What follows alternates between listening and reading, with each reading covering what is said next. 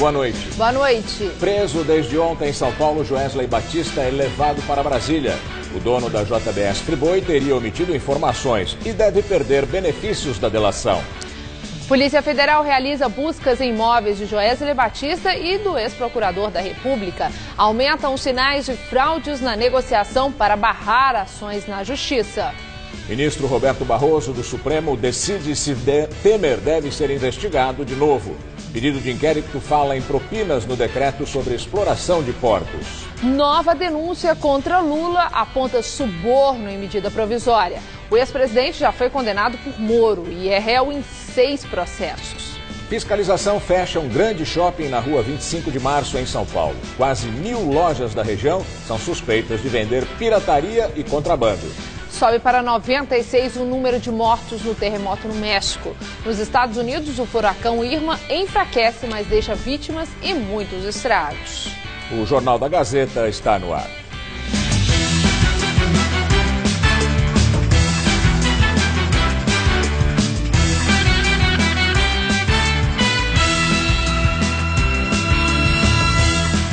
O shopping 25 de março, na região central de São Paulo, foi fechado hoje numa operação conjunta da Receita Federal e a Prefeitura. Praticamente todas as lojas vendiam produtos pirata.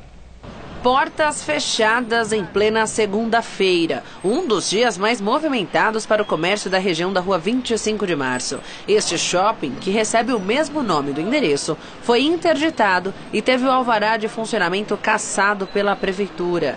Nessas imagens cedidas pela Receita Federal, é possível ver o movimento do início da ação. Todos os boxes foram fechados. Até um helicóptero foi usado para acompanhar os trabalhos. 25 auditores fiscais e 80 analistas tributários da Receita Federal participaram da operação ao lado de funcionários da Prefeitura, do Ministério Público e de guardas civis metropolitanos. O objetivo da ação conjunta é coibir o comércio de produtos de contrabando e descaminho e ainda a falsificação. Contrabando é o crime de importar ou exportar de forma clandestina, ou seja, sem passar pela fiscalização, no caso da Receita Federal. O crime de descaminho é quando a mercadoria entra no país a um custo diferente do valor declarado em nota fiscal. Normalmente, no papel, o preço é menor e a diferença é desviada. Já a falsificação é o comércio conhecido como pirata, quando não há autorização para copiar ou reproduzir um produto. O shopping foi fechado por vender produtos piratas. Atrapalha muito a concorrência leal, né? A empresa constituída, atuando formalmente, regularmente, recolhendo seus tributos, sofre a concorrência, né, de um estabelecimento que vende a mercadoria sem recolher os tributos e falsificando. Batizada de Setembro, a operação continua durante todo o mês. Cerca de 900 lojas aqui na região central devem ser fiscalizadas. A estimativa é que 800 toneladas de mercadorias irregulares devem ser apreendidas, o equivalente a 300 milhões de reais. As lojas que estiverem com alguma irregularidade poderão ser fechadas. Para a Receita Federal, a pirataria é um crime facilmente associado a outros, como corrupção, lavagem de dinheiro e ainda escravidão de trabalhadores e danos à saúde pública. No primeiro semestre deste ano, a Receita somou o maior índice de apreensão dos últimos 8 anos. 1 bilhão e 200 milhões de reais foram apreendidos em mercadorias em todo o país. Só no estado de São Paulo, a quantia apreendida no período chegou a 350 milhões de reais. A operação iniciada hoje ainda pretende saber quem chefiava o esquema no shopping da rua 25 de março. Nós coletamos hoje farta documentação, tanto digital como em papel, né? Estamos checando agora quem são as pessoas que alugavam aqueles estabelecimentos, né, para chegar de fato aos reais envolvidos no crime. Nós não conseguimos contato com a administração do Shopping 25 de março para falar sobre essa Operação Setembro.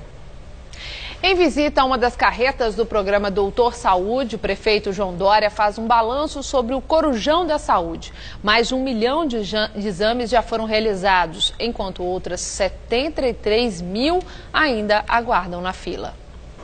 As 10 carretas estão espalhadas por vários bairros de São Paulo e uma delas fica do lado do terminal Santo Amaro, na Zona Sul.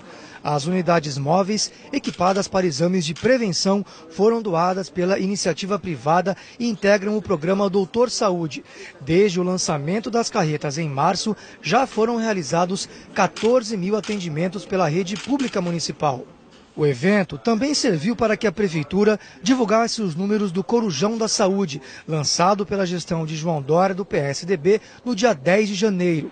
Os exames seriam feitos à noite por meio de convênios com 37 hospitais e centros de saúde. Nos 8 primeiros meses do ano, o governo diz que foram realizados 1.014.525 exames e afirma que cumpriu a promessa de zerar a fila de exames acumulada do ano passado, que passava de 485 mil. Segundo a Prefeitura, 9 milhões de reais já foram repassados para os hospitais pela remuneração dos exames que já foram realizados. O dinheiro foi pago seguindo a própria tabela do Sistema Único de Saúde. O balanço também mostra que mais de 72.300 pessoas continuam na fila pelos procedimentos. Existem filas, mas as filas são administráveis agora no prazo de 30 dias para os exames urgentes, 60 dias para os demais exames. Ou seja, nós não temos mais o contencioso como havia de 1 ano, 1 ano e meio, 2 anos e até um pouco mais de pessoas esperando para fazer exames.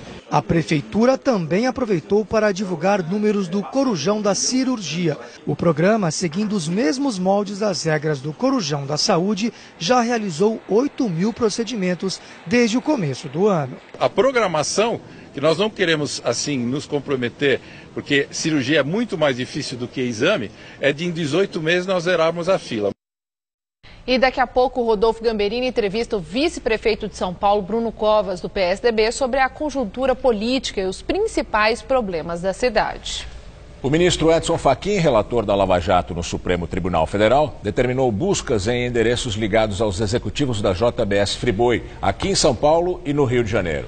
Entre eles está a casa do ex-procurador Marcelo Miller, suspeito de atuar em favor do grupo enquanto ainda integrava o Ministério Público Federal. E hoje a Polícia Federal cumpriu mais 5 mandados de busca e apreensão em imóveis relacionados à JIF. 4 em São Paulo e 1 no Rio de Janeiro. Entre os endereços está a casa de Joesley Batista, aqui no Jardim Europa, na zona oeste da capital paulista. A ordem judicial foi expedida pelo ministro do Supremo Tribunal Federal, Edson Fachin, que acolheu o pedido do Procurador-Geral da República, Rodrigo Janot, de prisão temporária de Joesley Batista e Saldi. Entre os materiais apreendidos estão documentos e laptops. Pela manhã, os policiais estiveram ainda na casa de Ricardo Saldi, no Morumbi. O apartamento do advogado e diretor jurídico da JBS Friboi, Francisco Assis e Silva, também foi alvo. Ele foi um dos negociadores do acordo de delação e depois também virou delator. O imóvel fica em Higienópolis, também na Zona Oeste. Os policiais também estiveram na sede da JIF. No Rio de Janeiro, agentes da Polícia Federal e do Ministério Público Federal cumpriram na casa do ex-procurador Marcelo Miller outro mandado de busca e apreensão. Miller é suspeito de atuar para a JIF enquanto ainda integrava o Ministério Público Federal. A operação de hoje foi batizada de Boca, em alusão à Boca della Verità, escultura romana que na Idade Média acreditava-se morder a mão de mentirosos e, portanto, servia como uma espécie de detector de mentiras da época.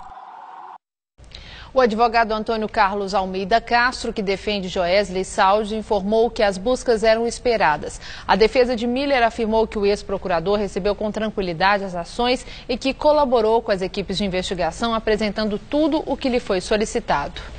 Já estão em Brasília Joesley Batista e Ricardo Saldi. Eles vão ficar detidos na sede da Polícia Federal. Os dois teriam omitido informações e podem perder o benefício concedido nas delações. Joesley e Ricardo Saldi, executivos da JBS Friboi, deixaram a sede da Polícia Federal em São Paulo por volta das 10h30 da manhã. De lá, seguiram para o aeroporto de Congonhas, de onde embarcaram para Brasília às 2 da tarde. Na capital federal, os executivos fizeram, como é praxe, o exame de corpo de delito no IML. Eles vão ficar detidos na sede da Polícia Federal. Joesley e Saldi tiveram a prisão determinada pelo ministro Edson Fachin, que atendeu a um pedido do Procurador-Geral da República. Eles se entregaram ontem à tarde. As prisões são temporárias, com prazo de 5 dias, que podem ser convertidas para preventiva, sem data para soltura. Segundo Rodrigo Janot, os dois omitiram informações no acordo de delação premiada. As prisões foram decretadas após os executivos entregarem os novos áudios ao Ministério Público Federal. Em um dos trechos, Joesley dá a entender que não havia contado tudo o que sabia. Não dá para nós um dia chegar e contar 30 traquinagens nossas, 30, nós vamos contar 20, sei lá, traquinagens nossas, sem nós ter tomado um bombardeio. As defesas afirmam que eles não mentiram nem omitiram informações no processo que levou ao acordo de colaboração premiada e que está sendo cumprido integralmente. Ao decretar a prisão de Joesley Batista e Ricardo Saldi, Fachin ainda determinou a suspensão dos benefícios do acordo de colaboração premiada dos executivos, como a imunidade penal, que é o impedimento dos delatores serem processados e presos pelos crimes confessados. No entendimento de Fachin, os benefícios dos delatores da JBS estão suspensos até que se investigue as omissões. Num dos áudios, Joesley e Saldi indicam a participação do ex-procurador Marcelo Miller nas negociações para a colaboração do grupo. Fachin afirmou que, em princípio, a gravação revela o ilegal aconselhamento que os colaboradores vinham recebendo de Marcelo Miller. Por isso é que eu quero, nós dois, temos que estar 100% alinhados, nós dois e o Marcelo, entendeu? Para nós, mas nós dois temos que operar o Marcelo direitinho para chegar no Janot e pá, tá. Quando o áudio foi feito em 17 de março, Miller era procurador da República e integrava o gabinete de Janot. Ao sair do Ministério Público em abril deste ano, ele foi para um escritório que começou a tratar do acordo de leniência do grupo. Janot chegou a pedir a prisão de Miller, negada pelo ministro Fachin. O ministro disse que, apesar de elementos de supostos crimes de obstrução de justiça e exploração de prestígios, não há justificativa para decretar a prisão do ex-procurador. Miller nega as acusações. No sábado, um dia depois de Janot pedir a prisão dos executivos, o Procurador-Geral da República se encontrou com o advogado de Joesley, Pier Paolo Bottini, num bar na capital federal. A foto foi divulgada pelo site O Antagonista. Janot disse que frequenta o local rotineiramente e que não foi tratado qualquer assunto de natureza profissional. Apenas amenidades, que a boa educação e cordialidade prezam entre duas pessoas que se conhecem por atuarem na área jurídica. O advogado disse que o encontro foi casual e rápido, num local público frequentado por ambos. Agora o comentário de Josias de Souza, direto de Brasília. Ele fala sobre a prisão de Joesley e Ricardo Saldi. Os delatores da JBS desceram do céu, onde desfrutavam de imunidade penal, para o inferno, onde estão cercados por pelo menos 4 investigações criminais de nomes esquisitos. Operação Sepsis, Operação Greenfield, Operação Cui Bono e Operação Bullish. Investigam-se desde fraudes na Caixa Econômica até empréstimos companheiros no BNDES. Sem imunidade, a turma da JBS talvez tenha que se contentar com reduções de penas. No alto grampo que provocou a reviravolta na colaboração judicial da JBS, o cleptoempresário Joesley Batista contou vantagem para o seu empregado Ricardo Saldi. Expressando-se num idioma muito parecido com o português, Joesley disse: "Nós não vai ser preso." Joesley e Saldi foram passados na tranca no domingo. Não havia outra coisa a fazer. Aproveitando-se da erosão do acordo com a JBS, denunciados e investigados criticam o Instituto da Delação. Michel Temer e seus aliados puxam o coro. Convém rebater a esperteza. Uma delação mal negociada não torna a ferramenta maldita. Ao contrário, é preciso punir os delatores de fancaria para preservar um mecanismo que vem sendo vital no combate à corrupção. Temer se apavora porque acaba de ser preso na Papuda Gedel 51 milhões Vieira Lima. Trata-se de uma nova delação esperando para acontecer. Boa noite. O Procurador-Geral da República, Rodrigo Janot, pede ao Supremo Tribunal Federal o arquivamento do inquérito aberto para investigar os senadores Renan Calheiros, Romero Jucá e o ex-presidente José Sarney, todos do PMDB. A investigação foi instaurada a pedido do próprio Janot após a delação premiada do ex-presidente da Transpetro, Sérgio Machado, que apontava a suposta tentativa dos PMDBistas de atrapalhar a Operação Lava Jato.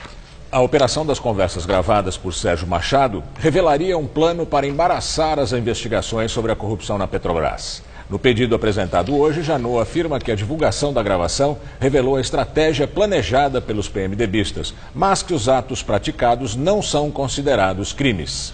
O ministro do Supremo, Luiz Roberto Barroso, foi sorteado como novo relator do pedido de abertura de inquérito feito pelo Procurador-Geral da República, Rodrigo Janot, para investigar a suspeita de participação do presidente Temer em irregularidades no chamado Decreto dos Portos. Feita em junho, a denúncia teve como base conversas gravadas entre o presidente e o ex-assessor dele, o ex-suplente de deputado Rodrigo Rocha Lures, flagrado com aquela mala de R$500 mil. No diálogo, eles falam da edição de um decreto que trataria da exploração de portos. A suspeita é de que pode ter havido pagamento de propina. O caso, na época, foi encaminhado para a Fachin, mas Janot pediu que fosse sorteado um novo relator, porque a denúncia não tratava da Lava Jato. Agora, caberá a Barroso decidir se abre a investigação. Ex-presidente Lula é denunciado mais uma vez na Operação Zelotes. O Ministério Público do Distrito Federal acusa o petista pelo crime de corrupção passiva, de ter editado a medida provisória 471 para supostamente favorecer empresas do setor automotivo em troca de propina. Além do ex-presidente, outras 6 pessoas foram denunciadas, entre elas o ex-chefe de gabinete de Lula, Gilberto Carvalho. Para os procuradores, as empresas automobilísticas Caoa e Mitsubishi teriam prometido R$6 milhões a Lula e a Carvalho em troca de benefícios para o setor. O dinheiro, segundo as investigações, era para custear campanhas eleitorais do PT. De acordo com a denúncia, a medida provisória editada em 2009 passou por avaliações dos corruptores antes de ser finalizada. Lula e o filho Luiz Cláudio já são réus na Operação Zelotes, acusados pelos crimes de tráfico de influência, lavagem de dinheiro e organização criminosa. A investigação é em torno da compra dos caças do modelo Gripen, adquiridos da Suécia pelo governo Dilma. Ao todo, Lula é réu em 6 ações penais. Na Lava Jato, já foi condenado pelo juiz Sérgio Moro a 9 anos e 6 meses de prisão pelos crimes de corrupção passiva e lavagem de dinheiro. Essa foi a primeira condenação do petista. O caso envolve o apartamento triplex em Guarujá. Ele aguarda o julgamento do recurso deste processo por parte do Tribunal Regional Federal da 4ª Região, com sede em Porto Alegre. O Instituto Lula diz em nota que os procuradores abusam de suas prerrogativas legais para tentar constranger o ex-presidente Lula. Segundo o Instituto, o Ministério Público manipula o sistema judicial brasileiro para promover uma perseguição política ao petista. A Justiça Federal decidiu hoje adiar o depoimento do advogado Roberto Teixeira, amigo do ex-presidente Lula. Ele é réu numa ação penal acusado de ter ajudado a intermediar um pagamento de propina da Odebrecht ao ex-presidente. Teixeira seria ouvido na quarta-feira, mesmo dia em que Lula vai prestar depoimento a Sérgio Moro, também no processo em que é acusado de ter recebido da empreiteira um terreno destinado a ser a nova sede do Instituto e um apartamento em São Bernardo do Campo. A defesa de Teixeira pediu o adiamento do depoimento após o advogado ter sido internado no início do mês por insuficiência cardíaca. Ele já recebeu alta. Joesley Batista disse em depoimento à Procuradoria-Geral da República que acertou contratos fictícios com o escritório de advocacia do ex-ministro da Justiça, José Eduardo Cardoso, para manter boas relações com o petista. O depoimento de Joesley Batista à Procuradoria-Geral da República foi dado no último feriado de 7 de setembro, antes de ter sido decretada a prisão dele pelo Supremo Tribunal Federal. O dono do frigorífico JBS disse que o escritório, que tem José Eduardo Cardoso como sócio, emitia nota de 70 a 80 mil reais por mês como forma de contrato fictício. O objetivo, segundo Joesley, era manter boa relação com o ex-ministro da Justiça, que o tratava muito bem. O acordo foi firmado com o advogado Marco Aurélio Carvalho, dono do escritório que José Eduardo Cardoso trabalha e tem sociedade. No depoimento, o empresário dono da JBS Friboi afirmou à Procuradoria nunca ter perguntado a Carvalho se o dinheiro chegava de fato ao ex-ministro da Justiça. Joesley Batista confessou também que as empresas dele patrocinavam vários eventos e palestras do Instituto de Direito Público, que pertence ao ministro Gilmar Mendes do STF. As empresas de Joesley pagaram mais de 2 milhões de reais ao Instituto, mas a diretoria jurídica da companhia afirmou que não tinha ilegalidade no patrocínio. A PGR também ouviu o executivo Ricardo Saldi e ele admitiu ter gravado o ex-ministro da Justiça no encontro na casa de Joesley Batista. Porém, Saldi diz que foi orientado pelo ex-procurador Marcelo Miller a enviar a gravação para o exterior, para não comprometer os dois advogados. Em nota, o ex-ministro José Eduardo Cardoso afirmou que as novas afirmações de Joesley contradizem o acordo de delação premiada que fez referências ao advogado Marco Aurélio Carvalho. Segundo o ex-ministro da Justiça, os executivos da JBS Friboi isentaram o sócio dele de qualquer relação com pagamentos. O Procurador-Geral da República, Rodrigo Janot, pediu ao Superior Tribunal de Justiça a abertura de um inquérito para investigar o governador do Rio de Janeiro, Luiz Fernando Pezão, do PMDB. O pedido, cujo conteúdo está sob sigilo, foi sorteado para o ministro Luiz Felipe Salomão. A investigação tem como base as delações de ex-executivos da Odebrecht. Segundo eles, Pezão recebeu pagamentos não declarados à Justiça, registrados no sistema de informática do Departamento de Propina da Odebrecht. Os delatores afirmaram ainda que os valores foram entregues em dinheiro pessoalmente em contas no exterior. Com a renúncia do vice-presidente uruguaio Raul Sendic, a senadora Lúcia Topolansky vai assumir o cargo. Ela é mulher do ex-presidente José Mujica. Lúcia Topolansky é do partido governista Frente Ampla e vai ser vice-presidente porque é a segunda senadora mais votada da coligação na última eleição. Segundo a Constituição uruguaia, quem deveria ocupar a função seria José Mujica, por ter sido o senador mais votado. Mas como o país não permite reeleição, ele não pode assumir o cargo. Com isso, a mulher dele passou a ser a primeira da lista. O vice-presidente Raul Sendic renunciou depois que se descobriu que ele tinha um título acadêmico falso e teria pago despesas pessoais com cartões corporativos quando dirigia a estatal petrolífera ANCAP. Pede investigação sobre crimes contra a humanidade na Venezuela. Para o Alto Comissariado da ONU para os Direitos Humanos, há indícios de excessivo uso da força pelos oficiais de segurança da Venezuela. A atuação deles poderia configurar crimes contra a humanidade. O ministro venezuelano de Relações Exteriores, Jorge Arreaza, disse que o país está disposto em cooperar com a ONU e convidou 3 membros do Conselho para visitar a Venezuela nos próximos meses. Após a ameaça da Coreia do Norte, Estados Unidos alteram o projeto de sanções contra a Coreia do Norte. Segundo informações, o novo projeto americano inclui embargo progressivo e não total sobre o petróleo que vai para a Coreia do Norte e também prevê proibição de importação de produtos têxteis a todos os países membros da ONU. Após negociações com Rússia e China, o governo dos Estados Unidos também não aceitou congelar os bens do líder Kim Jong-un, mesmo diante da oposição desses países. Na semana passada, a capital da Coreia do Norte realizou mais um teste nuclear. Em comunicado, o Ministério das Relações Exteriores norte-coreano disse que medidas definidas garantirão sofrimento aos Estados Unidos. Nas palavras do porta-voz, eles devem pagar o devido preço pelas sanções e acrescentou que o mundo verá como a Coreia do Norte domará os bandidos americanos.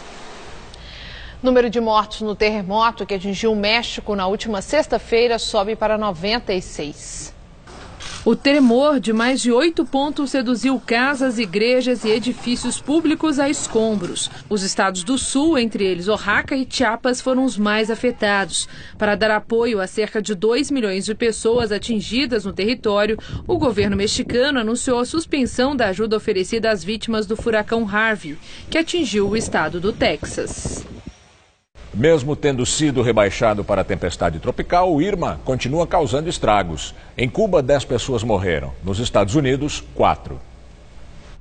Houve inundações em várias cidades da Flórida. Em Fort Lauderdale, a areia da praia também invadiu as ruas. Depois da queda de árvores e de postes da rede elétrica, mais de 6,5 milhões de pessoas ficaram sem luz. Os aeroportos do estado continuam fechados e algumas rodovias também. Em Cuba, principalmente em Havana, o Irma provocou grandes alagamentos e 1 milhão de pessoas tiveram que ser removidas.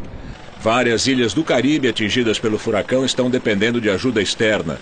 Pelo menos 37 pessoas morreram na região. Amanhã, o Itamaraty deve enviar um avião da FAB para retirar cerca de 60 brasileiros que continuam nas ilhas atingidas. E aqui em São Paulo nós vamos ter muito calor esta semana, com temperaturas de 30 graus ou mais à tarde, hein? E por causa da umidade abaixo de 40%, a qualidade do ar continua muito ruim nos próximos dias. Vamos ver em detalhes a previsão do tempo com Luciana Magalhães.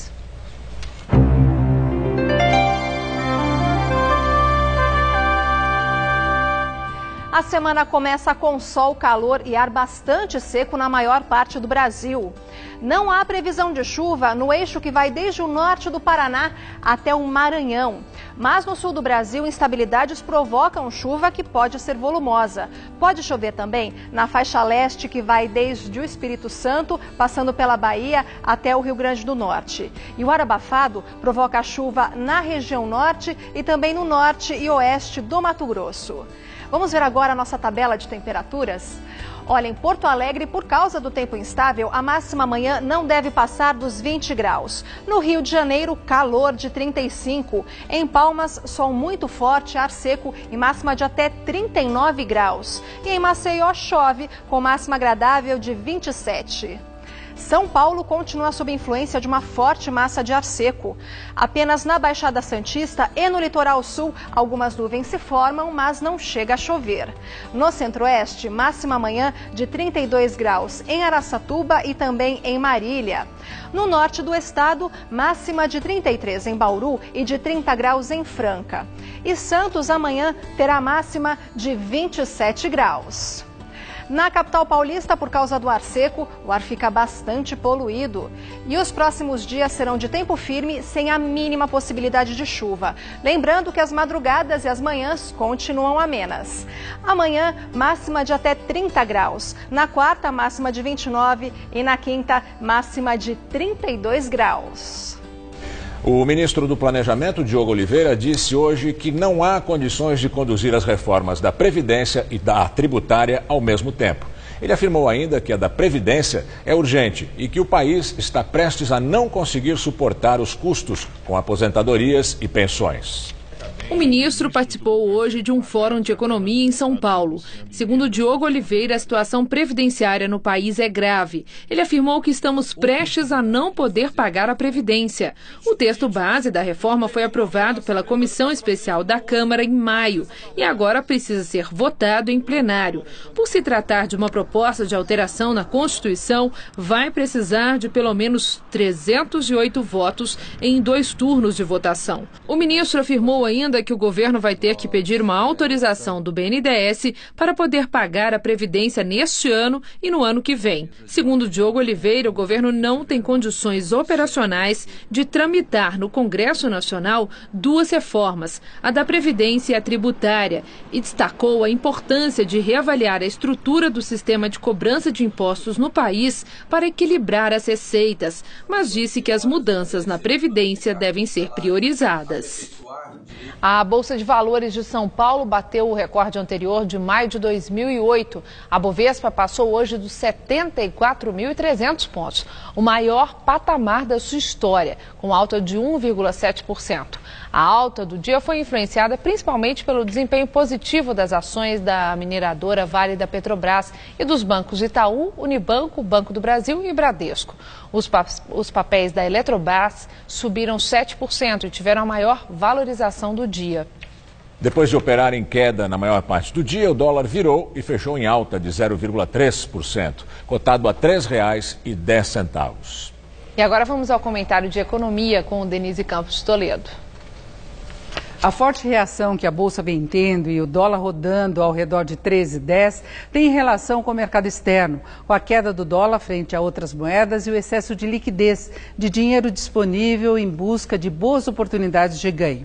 Mas o Brasil só está se aproveitando deste cenário porque aumentou bastante a confiança nas perspectivas da economia brasileira.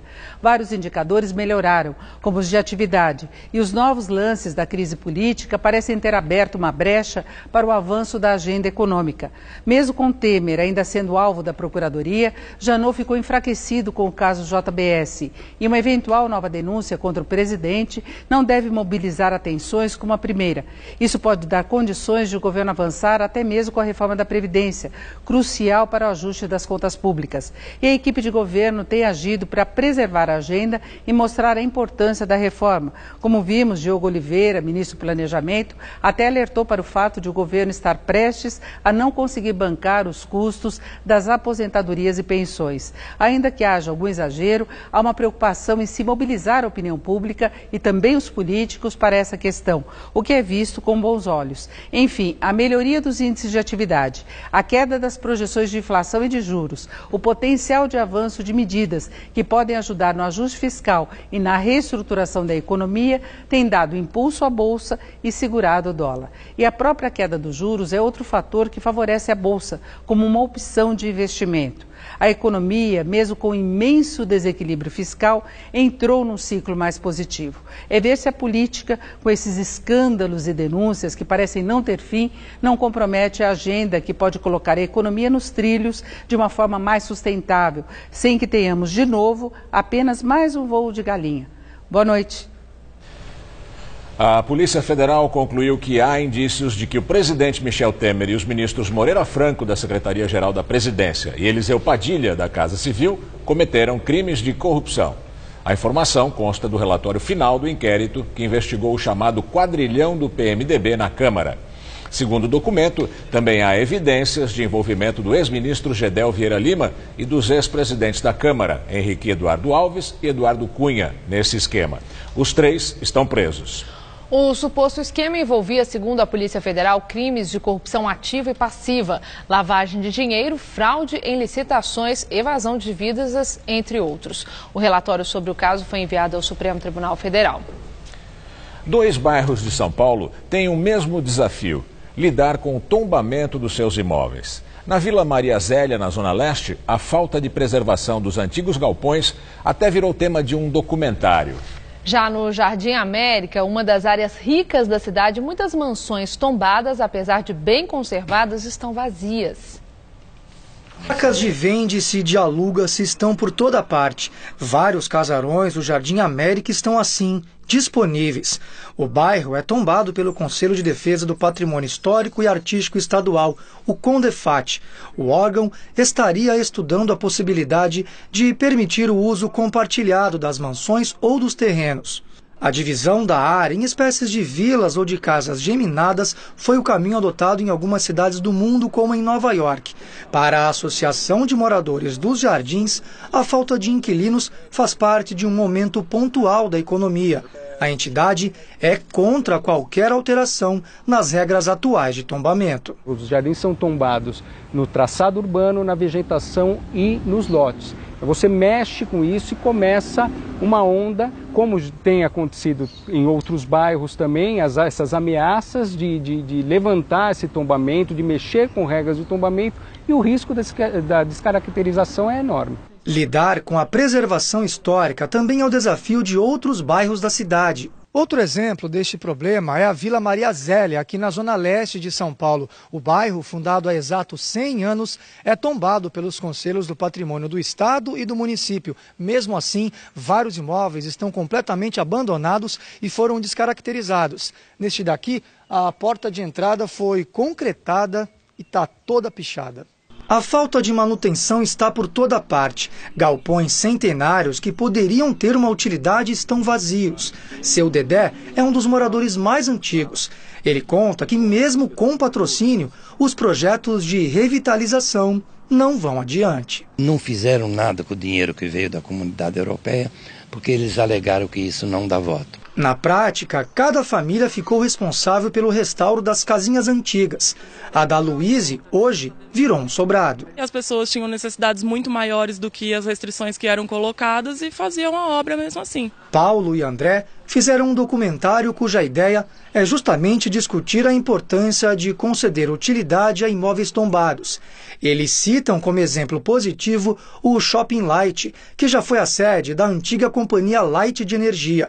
Situação bem diferente da que eles encontraram na própria Vila Maria Zélia. Não adianta só falar que está tombado. Você precisa organizar com aquilo de uma forma que aquilo se preserve, que aquilo conte uma história, que seja significado para quem está em torno, para a sociedade. Porque senão vira simplesmente um prédio antigo, muitas vezes abandonado. Em relação à reportagem, o Condefat explicou em nota que a conservação e manutenção de bens tombados são de responsabilidade dos proprietários, que devem consultar o conselho antes de qualquer intervenção no imóvel. O preparador físico Nuno Cobra, de 79 anos, foi preso hoje acusado de abusar sexualmente de uma mulher em agosto deste ano aqui em São Paulo. Segundo o Ministério Público Federal, ele foi levado para a sede da Justiça Federal Criminal para uma audiência de custódia e teve a prisão preventiva mantida. Cobra ficou famoso depois que começou a cuidar da preparação física do piloto de Fórmula 1 Ayrton Senna em 1983. Senna foi um dos primeiros a se preparar fisicamente como um atleta. Cobra ficou amigo do piloto e escreveu um livro, A Semente da Vitória. Nuno também treinou outros pilotos e se tornou uma espécie de guru de famosos. Ele teve a prisão preventiva decretada pela Justiça Federal de São Paulo, depois de ser condenado no último dia 6. A vítima foi uma mulher que se sentou ao lado de Cobra durante um voo de Curitiba a São Paulo em janeiro de 2015. Ela disse que durante a decolagem teve áreas íntimas apalpadas por ele várias vezes.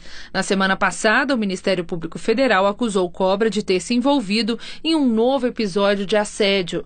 Uma jornalista afirmou que também foi vítima de atos libidinosos depois de ter feito uma entrevista com Cobra, inclusive com outros jornalistas presentes no local. Com a nova suspeita, a Justiça Federal de São Paulo determinou a prisão preventiva dele. Agora as notícias do esporte com Estela Gontijo e Celso Cardoso. Depois do esporte, eu entrevisto ao vivo o vice-prefeito de São Paulo, Bruno Covas, do PSDB. O Corinthians perdeu para o Santos, mas mantém a diferença para o vice-líder no Campeonato Brasileiro, Celso. Pois é, Estela, a diferença para o Grêmio segue intacta, 7 pontos. Já a diferença para o Santos, terceiro colocado, diminuiu de 12 para 9.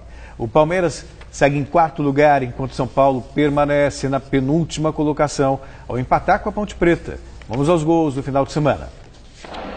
Jogando no Morumbi, o São Paulo abriu o placar nessa bela cobrança de falta do Profeta Hernanes, 1-0.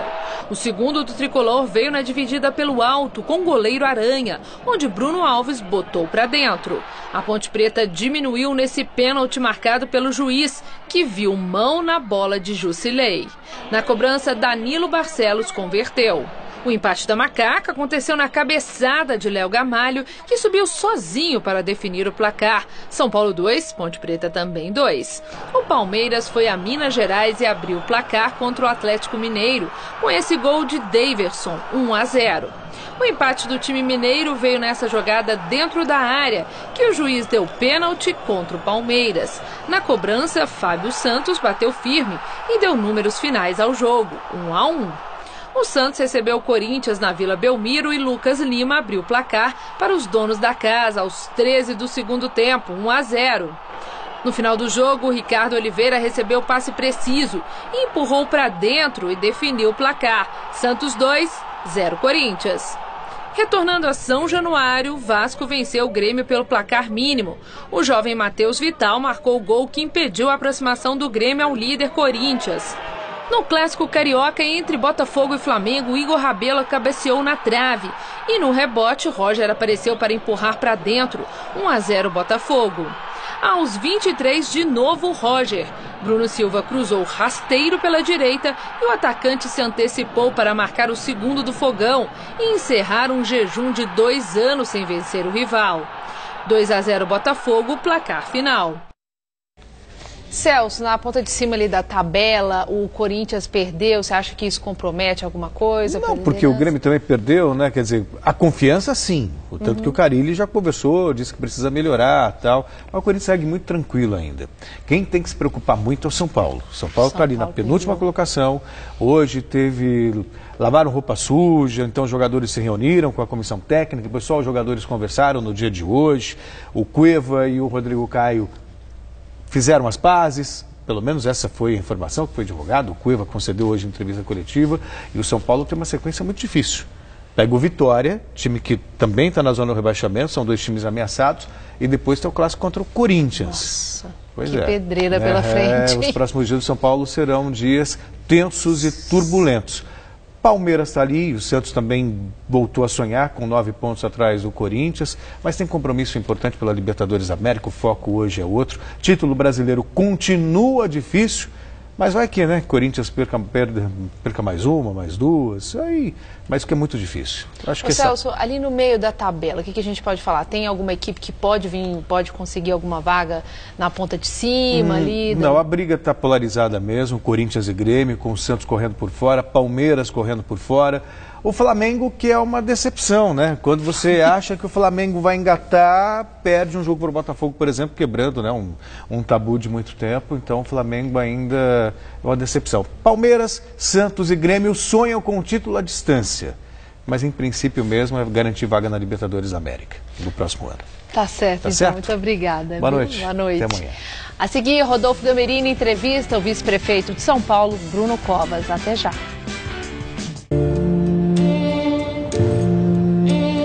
Se a gente tiver um filho, será que é a hora certa? Eu não sei se eu tô pronta. Quer saber? Tá na hora da gente tentar. O importante é seguir seu caminho. No Bradesco Prime, você conta com atendimento personalizado e especialistas em investimentos e na gestão de patrimônio. Na hora de investir, escolha um banco em que você confia. Bradesco Prime. Seu caminho é Prime.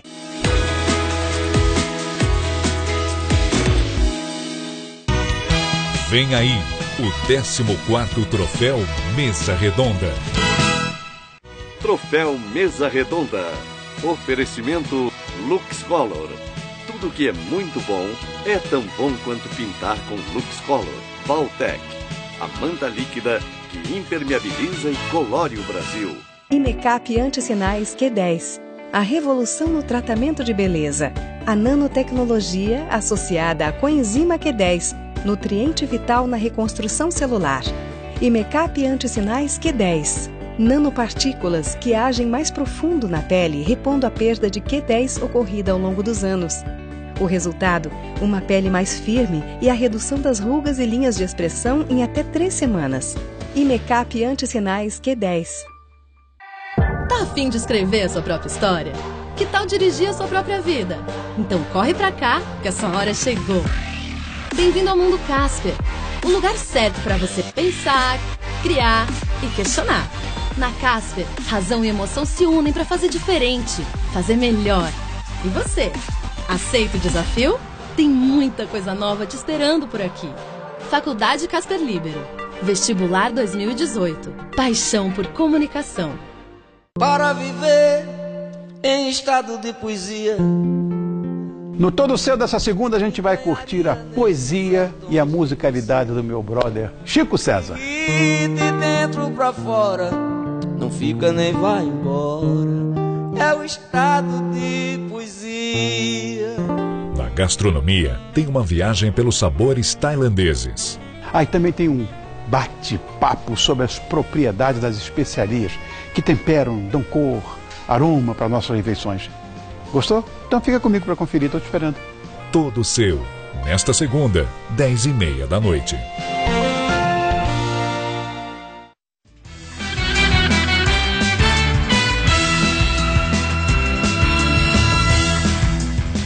Vamos à entrevista do dia com Rodolfo Gamberini. Nosso convidado hoje é o vice-prefeito de São Paulo, Bruno Covas, do PSDB.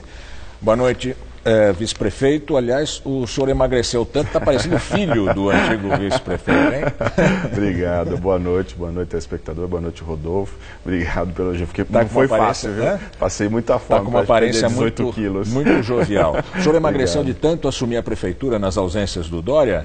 Eu emagreci porque precisava, né? Não dava, estava demais.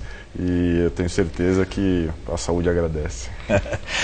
Aliás, eu fiz uma brincadeira, mas o prefeito Dória, em 31 dias, em 8 meses, ele não estava em São Paulo, na prefeitura. Por que ele está viajando tanto? O que ele foi fazer em Paris, por exemplo? Ele esteve em Paris, numa reunião com o presidente Macron, esteve no Oriente Médio buscando recursos para serem investidos em São Paulo, esteve na China buscando câmeras para serem doadas para a cidade, enfim, cumprindo uma agenda internacional de uma cidade importante como a cidade de São Paulo. A cidade de São Paulo hoje, ela compete com Madrid, ela compete com Paris, ela compete com Frankfurt. A gente está hoje num... Compete em que áreas? Compete do ponto de vista de busca de investimentos.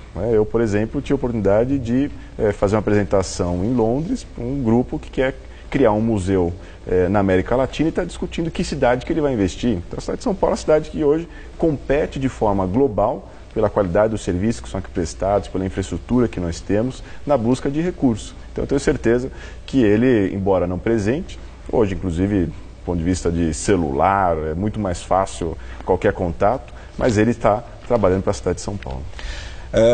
Quem é melhor candidato à presidência da República, Dória ou Alckmin? É o candidato do PSDB. Acho que dependendo do nome, a gente vive hoje um problema diferente de outros partidos, que não sabem que o seu nome vai estar em Curitiba ou vai poder se candidatar à presidência da República.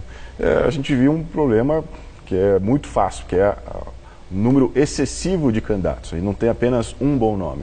Temos o Alckmin, temos o Dória, e eu tenho certeza que a partir de dezembro, quando a gente tiver a nossa convenção nacional, um novo presidente nacional eleito, nós vamos ter um processo de escolha do nosso candidato, que acima de tudo, dependendo do nome, a gente precisa ter uma boa proposta para o país, porque não basta apenas querer ser candidato, é preciso dizer de que forma nós vamos reconstruir o Brasil, nós vamos ter um arco de alianças, e nós vamos estar todo mundo junto no mesmo palanque. Qual é o aliado preferencial do PSDB nessa eleição? PMDB? Bom, vamos buscar, a partir do momento da definição do candidato e da definição das propostas que nós vamos apresentar, eu acho que arco de alianças o mais amplo possível. Apoio você não nega, independente de quem queira dar apoio a você. É claro que nós temos parceiros que foram já tradicionais de outras eleições. Já tivemos o apoio do DEM, já tivemos o apoio do PMDB em 2002, do PPS, enfim, vamos buscar, a partir da definição do candidato, todos os partidos que queiram somar conosco para que a gente possa implementar, a partir de 2019, um novo projeto para esse país. Hoje o senhor participou de uma operação, estava na operação, né? Nós mostramos até a sua presença na operação. Agora, essa operação contra esse shopping, que é do Lau Quinchon, todo mundo sabe que é um shopping ilegal do Lau Quinchon, que era amigo do Romeu Tuma, da Polícia Federal, há décadas. E vocês fizeram uma operação lá. O que essa operação tem de diferente com as operações que foram feitas no passado? Porque o shopping sofreu várias operações e voltou a funcionar como se nada acontecesse. A gente resolveu fazer aquilo que o prefeito João Dória tem praticado, é a parceria. Nós sabemos uma ação conjunta, a Receita Federal e Prefeitura. Porque cada órgão tem o seu poder de polícia, o seu poder de fiscalização e a consequência na fiscalização que ele faz. Então nós somamos esforços a uma legislação que permite, a partir do momento que é constatado que é produto pirata que está sendo vendido, a Prefeitura pode cassar o alvará.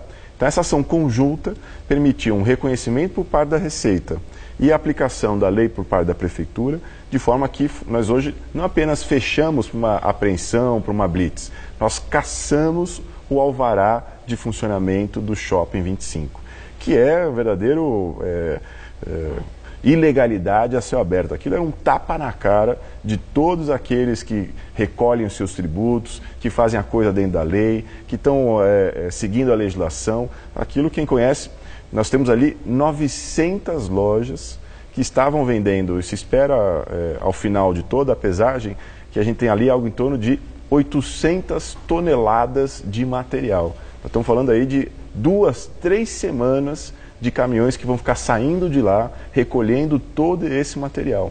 Algo em torno de 300 milhões de reais só o que estava lá. Dessas 900 lojas, não dá para dizer que algumas não eram ilegais, né? Praticamente todas elas. Ali não existia legalidade. A expectativa da Receita, que vai agora fazer essa aferição, é que algo em torno de 100% dos produtos ali comercializados sejam produtos piratas. Ela trabalha com uma margem em torno de 40%, cada apreensão que a Receita faz, normalmente 40% é efetivamente pirata, o resto é devolvido ao proprietário. Ali a expectativa da Receita 100%. Federal é que 100% seja produto pirata. Exatamente o que nos permite, nos deu tranquilidade para a decisão da Prefeitura de fechar, de lacrar, de caçar o alvará de funcionamento daquele espaço. Espero que a gente não volte a esse assunto no futuro. Eu também. E que mais do que isso, que aquele sirva de exemplo para outros lugares que ainda comercializam pirataria, que fazem que São Paulo seja a má referência no mundo, para que a gente possa mostrar que aqui em São Paulo a gente respeita a lei. Vamos falar um pouco do cenário nacional. Como é que o senhor está vendo o cenário nacional? Aliás, tem que fazer esse horário, né? Essa pergunta é feita quase 10 para as 8, porque às 8 muda, né? Exatamente. A gente vive num país em que uma semana é longo prazo. A gente sabe como começa segunda-feira e até sexta-feira não sabe quem foi preso, que delação que foi aceita, enfim, que nomes que vão surgindo, e a cada vez números maiores e quantias que a gente não acredita. Como é que alguém tem 50 milhões dentro de casa, em malas? Quer dizer, algo completamente fora da nossa realidade. Eu acho que, em primeiro lugar, é um bom momento a gente passar isso a limpo. Quanto mais a gente jogar as coisas para a luz, quanto mais a gente der publicidade, melhor, porque a gente aprende com os erros do passado e tenta evitar esses erros no futuro. Eu espero que com isso a gente possa, ano que vem, ter uma eleição que a população escolha melhor, vendo qual é o passado dos seus candidatos, quem é que está do lado desses candidatos, o que eles pretendem fazer, que a gente possa, ano que vem, ter uma eleição que não fique apenas você fez isso, você fez aquilo. Mas que reforma política a gente quer para o país? O senhor acredita que a população brasileira, os eleitores, acreditem nos partidos ainda hoje? Não, imagina. Quem hoje acredita nos partidos políticos? A gente tem visto aí o resultado que foi a eleição no Amazonas, a quantidade imensa de votos brancos, nulos, de abstenção, mas ano que vem nós vamos ter um presidente eleito, 513 deputados eleitos, 81 senadores eleitos, 27 governadores eleitos. Então a população vai ter que, dentro dessa revolta toda, aproveitar e canalizar essa raiva para a escolha de bons candidatos. Tá bem, eu espero que isso aconteça. Eu também. Tá bem, muito obrigado pela entrevista. Obrigado, que agradeço. Parabéns pelo regime. Obrigado, boa noite. Estela. Milhares de pessoas protestam em Barcelona pela independência da Catalunha. No dia em que ativistas tradicionalmente pedem a separação da comunidade catalã do resto da Espanha, cerca de 1 milhão de manifestantes se reuniram no centro da cidade com bandeiras e marcharam tocando tambores em apoio ao movimento. Depois da contestação do primeiro-ministro Mariano Rajoy, o tribunal espanhol suspendeu a lei que permitia convocar o referendo para decidir se o território deveria se tornar independente. A região possui o catalão como idioma oficial e representa 20% do PIB da Espanha. Em razão dos problemas econômicos do país, o movimento separatista se fortaleceu ao longo dos anos. O Jornal da Gazeta termina aqui. Essas foram nossas principais notícias. Preso desde ontem em São Paulo, Joesley Batista é levado para Brasília. O dono da JBS Friboi teria omitido informações e deve perder benefícios da delação. Polícia Federal realiza buscas em imóveis de Joesley Batista e de ex-procurador da República. Aumentam os sinais de fraudes na negociação para barrar ações na Justiça. Ministro Roberto Barroso, do Supremo, vai decidir se Temer deve ser investigado de novo. Pedido de inquérito fala em propinas no decreto sobre exploração de portos. Nova denúncia contra Lula aponta suborno em medida provisória. O ex-presidente já foi condenado por Moro e é réu em 6 processos. Fiscalização fecha um grande shopping na rua 25 de março, em São Paulo. Quase 1000 lojas da região são suspeitas de vender pirataria e contrabando. A edição de hoje pode ser vista no site do Jornal da Gazeta. Mais notícias em nossa edição das 10. Uma boa noite para você. Boa noite e até amanhã.